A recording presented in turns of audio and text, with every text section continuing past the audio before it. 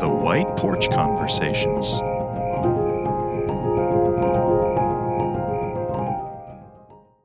Hey, what's going on, guys? Welcome to White Porch Conversations, and we are coming to you live with a studio audience. We got a yard full of people over here watching us record live, and you are here. We are only going to do 2 more episodes this season. We're going to do today.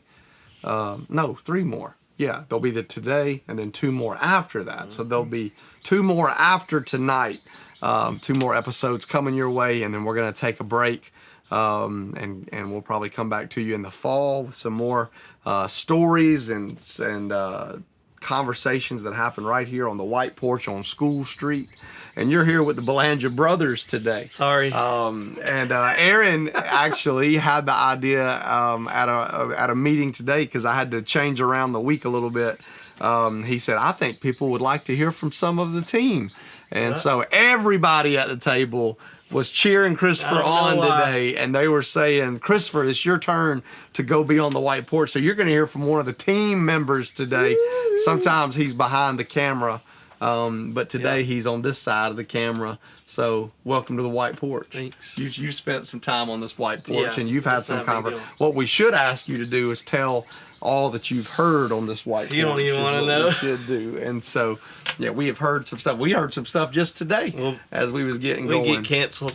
Yeah, for sure. I think what everybody really wants to know is they want you to throw some dirt at me, since you're probably the one that knows me the best. Is they want to know what I know the real John. Yeah, some of the biggest issues and some of the real problems that I possess in my life.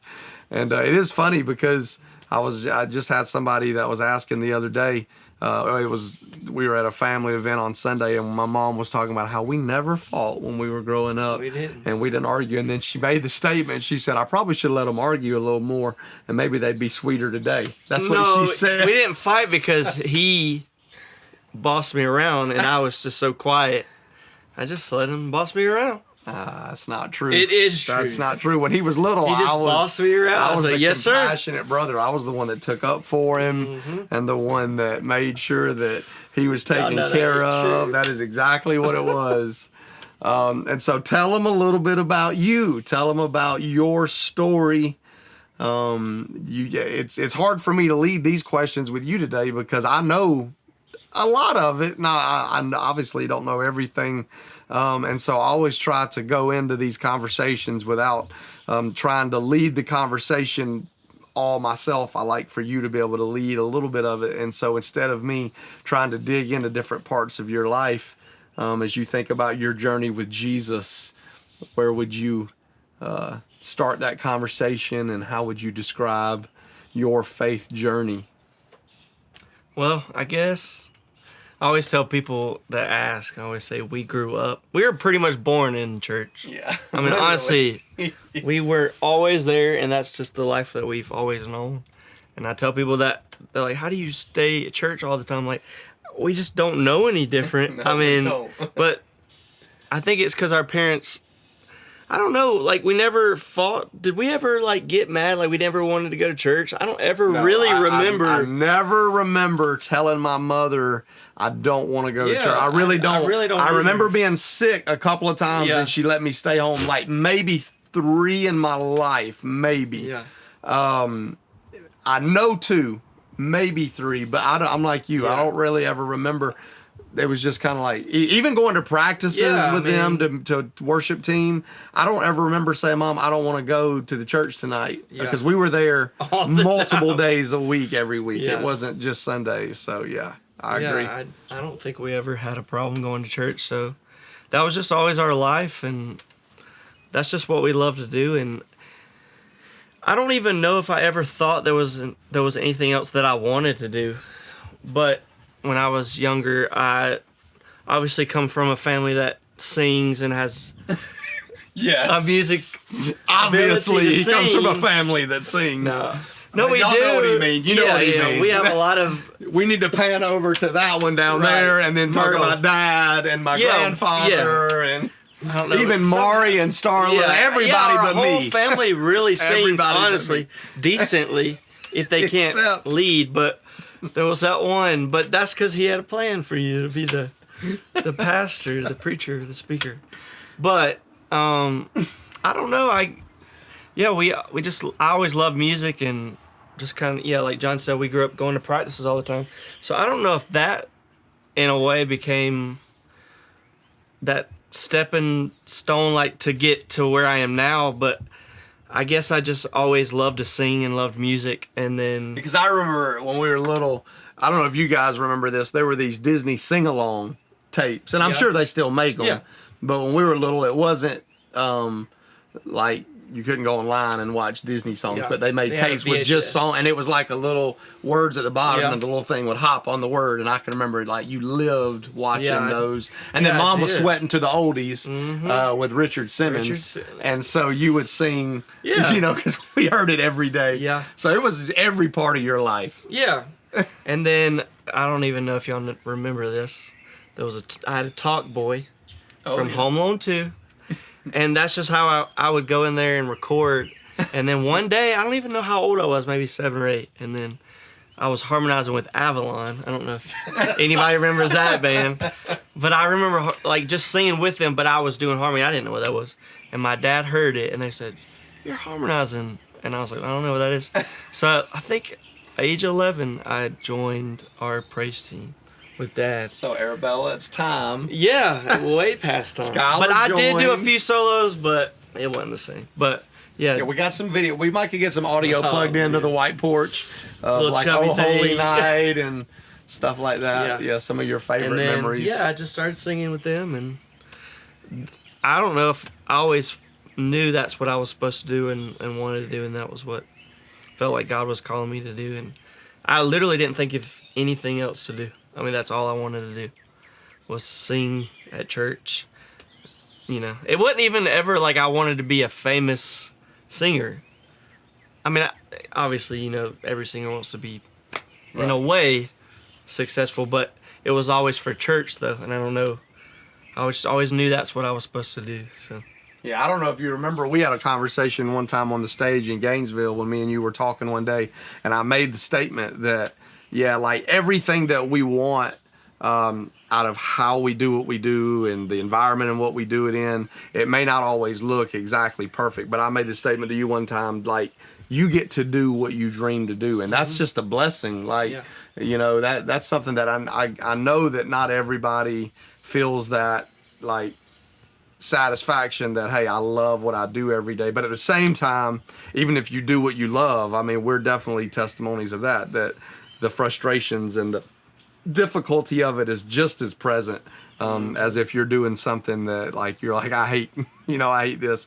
But it is amazing to see that, you know, that you have gotten to do what it is that you've wanted to do. And I think I told you this that day, you know, in a way, like, you really do, man. You get to live a dream because you are, you know, not rich, you're not famous, you know, those are things that would be wonderful at times, but you are at least getting to use the gift in your life. And I'm always taken care of. Yeah. And blessed. Yeah. You know, Mom always tells me that. She's like, we might not be rich, but God's favor is on us, you know, and it's true. Yeah, it really is. But I mean, we're so blessed, really. Yeah. Really, if you think about it. So, like, you know, your formative years, you went through seasons of social struggles and, you know, image struggles, all of that stuff. The things that not a lot of people hear guys talk about. Christopher was, especially in his teenage years, was trying to break out of a shell in his life. And I know there are people who can relate to being more of a quiet, socially distant person at a season, and then going into those image struggles. Would you like to share a little bit about that? Because I know that there are people who don't get to hear that from guys in particular. Right.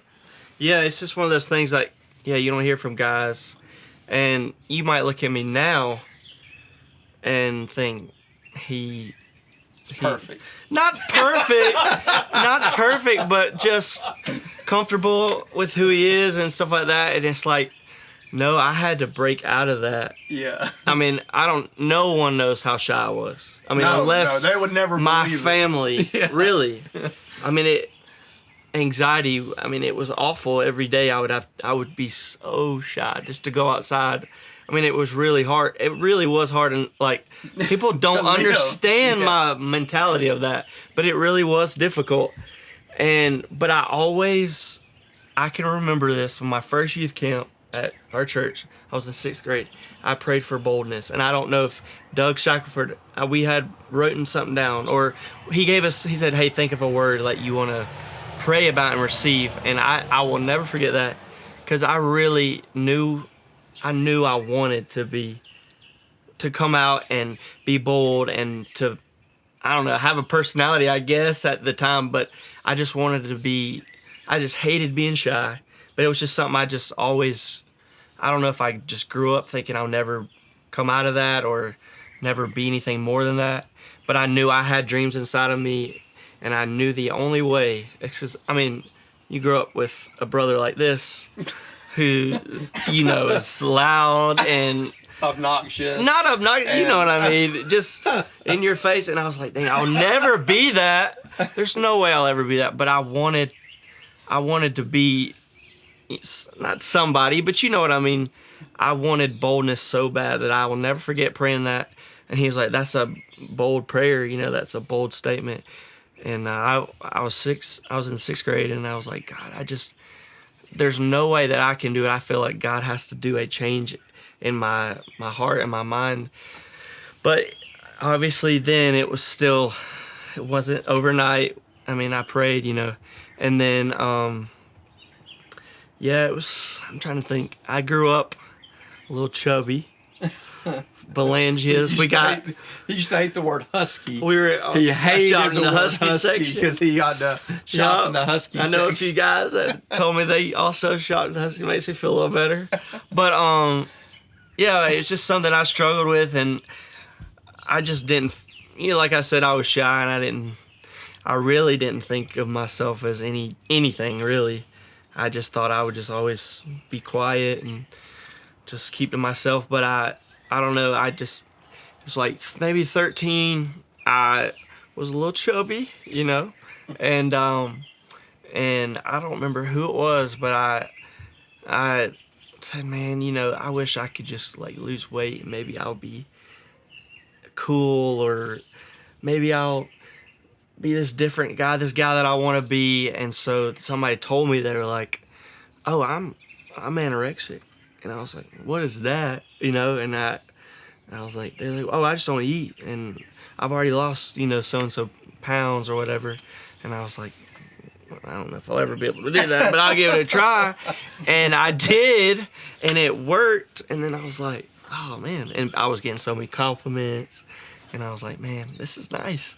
So I did that for a little while, and then it was, I don't remember who, like I said, I don't remember who, but I heard about it. It kind of got old, anorexic. I mean, it just was like, all right, I'm hungry now. Like, I want to eat, because coming from our family, that's our favorite thing to do.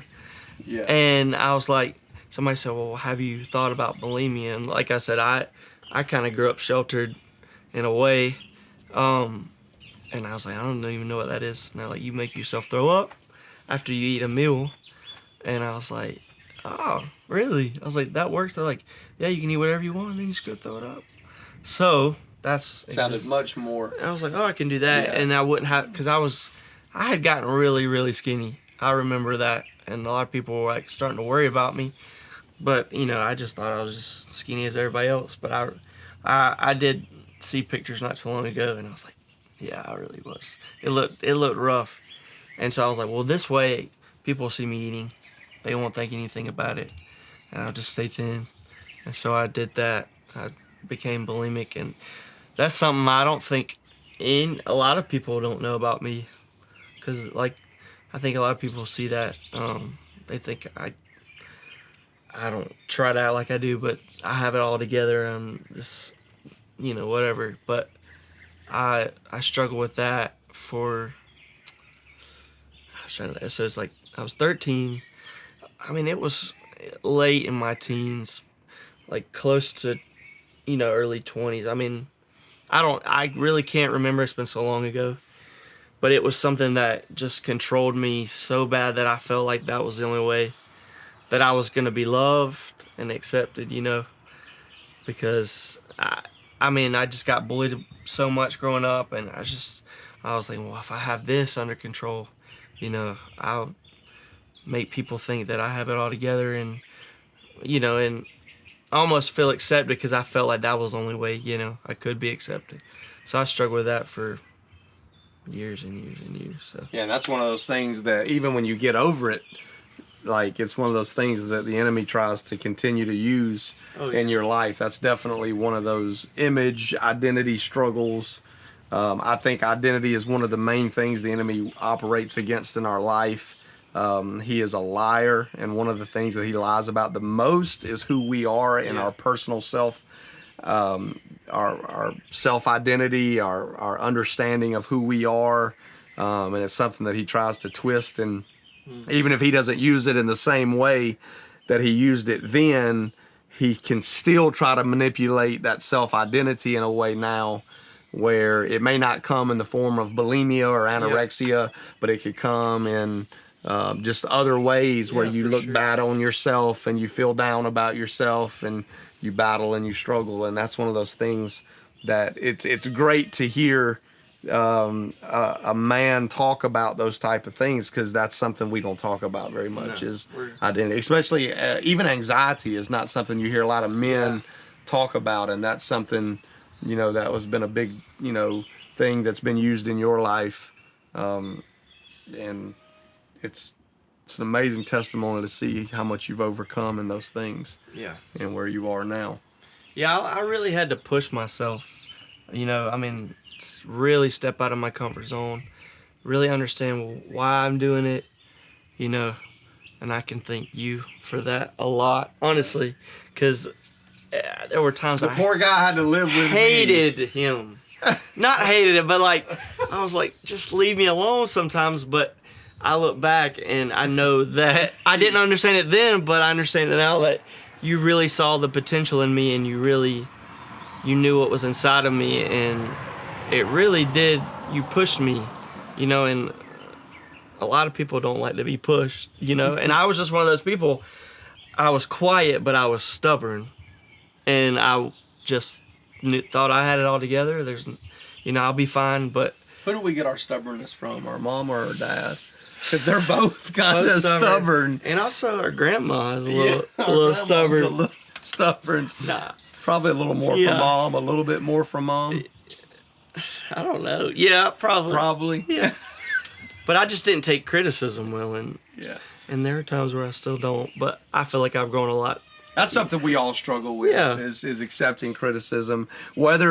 Because the reality is whether you are struggling with identity and it comes in the form of external insecurity, or if you struggle with identity and it comes in the form of egotistical, you're both struggling with the same thing. And in either case, the difference is not what we struggle with. The difference is how we portray that struggle. Some people ball up from it. Some people try to project more from it. And it's hard to manage people because we have a perception of them, with the person like you that is more of a, man, I'm going to ball up and quiver to it. And then, be a recluse. The people like me who are on the opposite end of that spectrum, it's hard for us to try to confront and hold each other accountable, because you're like, well, I don't want to make it worse. I don't want to make them feel smaller, make them feel less. I want to pull the greatness out of them. And then on the other hand, for people that are on my end of the spectrum, where probably more than me balling up, the insecurities and the identity crises that I have and that I struggle with are usually probably portrayed more. I probably try to overcompensate. And then for those people, you're like, well, I can't tell him anything because he's not going to listen because he thinks he's all that anyway. And so, man, either of those, they're hard to confront with people, and none of us like that, but we all need it. Every one of us need it. And anxiety is one of those things, for real. We all deal with it. It's just the way that we project our dealings with it come out very differently. Yeah. And being able to have those open, honest conversations about those struggles are very important, because people need to know that they're not alone in their struggles when they struggle with it, and the way that they see themselves. But yet here you are. Right. Yeah. I mean, even today, I told y'all, Yeah. we had a little meeting earlier we have a weekly meeting for, Sunday service. And I've just felt heavy, like a heavy burden, like just a little anxiety. And sometimes, I know everybody struggles with it now, and it just hits you, and there's not even really a reason. It's just you feel just this heavy weight. And but this kind of comes into my life and just the way I live my life. There's nothing better to me than worship. And that's something that I had to go this morning outside and just play. I don't even know why. There was a passion song that we had sang years ago, and I had just played it. And I don't even know why it came in my spirit, but I just played it, and it's almost like you just feel this weight lift for me. And I mean, I know we all do different things to help with anxiety and stuff like that. But to me, there's nothing better than really trusting God, and I just play worship music, and it might not be instant, and it might not be, but there's almost like this, all right, God, I'm struggling today. I cannot do this alone today. I need you to come. I need your presence. I need a supernatural healing to come on my spirit and my mind today, because I don't know, I struggle with anxiety in a way that it paralyzes me to where I just sometimes I just can't even get up. And I mean, I haven't probably felt like that in a long time, but that I've gotten to that place before. But to me, there's nothing that helps more than really just playing worship music and really worshiping and really seeking God, because there's just this supernatural peace that comes over me every time. Yeah. Not even, there's never been a time that I haven't done it and I haven't felt better. Yeah. I don't turn to these other things that people might, not bashing other people, but I just think it's so important that that's my heart of worship. That's something that sometimes I don't even feel like I can explain, what worship is to me, because some people just think I'm singing songs, but literally it's like a therapy session for me. To really, I'm singing these worship songs, but it is literally like I love what Martha Munenzi says, there's a great exchange. Like when we sing songs to him, we're trading all those sorrows for joy, and Exactly. it's just things, Yeah, he said he didn't know what he was going to talk I about, didn't. Aaron. Listen at him. He's over here. I don't even got to say nothing. I'm just over here just taking it in. And so that was amazing. Man, I'm not even going to add any of that, because that was so well said. That was so well said. Hope you guys are listening to his heart today, because he's really talking from his heart. That, man, there's so much that he could talk about from being a guy who's been dedicated to the Lord for his whole life. And I mean, definitely had seasons where he probably wasn't where he felt like he needed to be with the Lord. But I can say this about him. He has been a person consistently through his life that has looked to the Lord and has focused on the Lord. And I'm very proud of him for that, being his big brother. But he's choosing to spend time to you to talk about his struggles today. And not only his struggles, he didn't end with his struggles. If you just heard him, he told you the remedies. He told you what he does and how he has found answers to some of those struggles. So I hope that you're being receptive to the word that he's given you today and the encouragement that he's given you today, because he's given you a lot to think about, a lot to feed on. And there are probably a lot of you that you've not talked to him. And now that you've heard a little bit of his story, maybe there's a little more now that you could get from him and glean from him. And I encourage you to do that. I mean, he would love to be there for you, to share with you, to pray for you, all of that stuff. But I just, I'm definitely a big brother that's proud of my little brother. I get to say that because I have watched a lot of these struggles because I was the older one. I was always the one that was a few steps ahead of him in my journey. So I was able to look back at him and watch him overcome things that were at the end of the day very different than me, very different from me. I've always told everybody he was the better looking and the more talented one. And so to watch somebody that's younger than you, that you really do, you see their gifting physically, and then you do watch people see them and think, man, they probably have it all together. Because, I mean, those of you who don't know, and he's still this way, it's not something in the past. Everybody would look at him and say, oh, he's so handsome, he's so good looking, and all the ladies loved him and all of this stuff. But, you know, the struggle was still real for him. And it is funny how sometimes we don't see that with people. We think that they do have it all together. And then our family, being from a strong Christian family, it's another thing where I think people look at us and they think, man, you don't understand what I'm going through. Because look, man, your mom and dad are so great, and you know they're Christians and believers, and you know if I hear once, I hear 1,000 times your mom is so sweet, Yeah. and your dad is just the best, and all. I mean, we hear that all the time. I hear people brag on him. I'm sure at times he's heard people brag on me, and there are people who look at our family unit and they just go, man, they probably really don't understand struggle. And I hope that it's a breath of fresh air for you to hear that, man, I don't care who you are, where you're from, how solid your family looks. The struggle is real. Struggle bus is there for all of us to get on. And so I appreciate it, man. You crushed it. That was awesome. That was awesome. I thought I was going to have to pull it out of him today because he was a little nervous when we got up here. Like, man, we need to figure out what I don't even know what we're going to talk about. about. I don't know what you're about to ask me. But I'm glad that everybody encouraged him at the table today, because he really did. He kind of bucked it a little bit at first. He was like, nah, we ain't got to do that. And everybody was like, nah, you need to do it today. So, and it's good to have the two brothers sitting together on this porch. We got a picture of us right inside the room of us sitting on this porch. With now our with sweet grandma. And what would you say about him, Momo? Can you talk loud enough for the... She would say, come on, tell us something right. about my brother. He's all right. Oh, he's great. Oh, come on.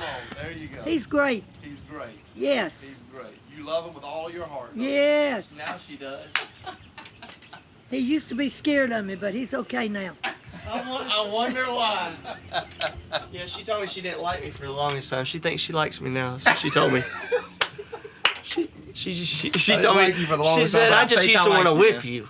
I'm like, why? She just could. Yeah, that's one thing I will tell you. He didn't get whipped. No. He didn't get whipped. I did, but he did not. I was always so strong. You never got a whipping, did you? I got a few. No, you didn't. Not a few. No, I got not a few. 4 or 5. No, I don't believe yes, it. I did. Because I melted crayons in the car. Did Dad do something one time? He didn't. He just yelled at you. He never whipped you. No, he whipped me. Did he whip you? Yeah, because I melted crayons. Oh, he whipped you because he's so weird about these little things. But all you had to do was yell at me, and I'll. Yeah. Ooh, that was another big difference. I'm still kind of like that. Yeah, another big difference. Yeah, you just had to tell me no, and a good yelling conversation with me, and I feel like we just had a good talk. So, but anyway, man, thank you guys for being with us. Hope you enjoy being with him and I. We are in T-minus an hour and a half going to be chaperoning middle schoolers to Florida and back. So y'all be praying for us. When you watch this, we'll be in the middle of that chaperoning moment with these middle school guys and helping Miss Burt and Lincoln County Middle School out. But we do love getting the love on these kids. It is a great ministry opportunity that we get to have together to do this. And if you don't know this about my brother, one thing that like drives me crazy about him is how easy it is for him to sleep in a car. Because I cannot sleep. If I'm not in a bed, I cannot sleep. And this joker right here, you can go from the church to Lincoln City, and in those 5 minutes, he can take a nap. It's amazing. He can just get so comfy. So when we get on that bus in a minute, he's just going to be able to just go to sleep. And I'm going to be so aggravated because I can't. So anyway, all right. We love you guys. Thank you for joining us. We'll see you next week for the White Porch Conversations. Talk to you later. The White Porch Conversations.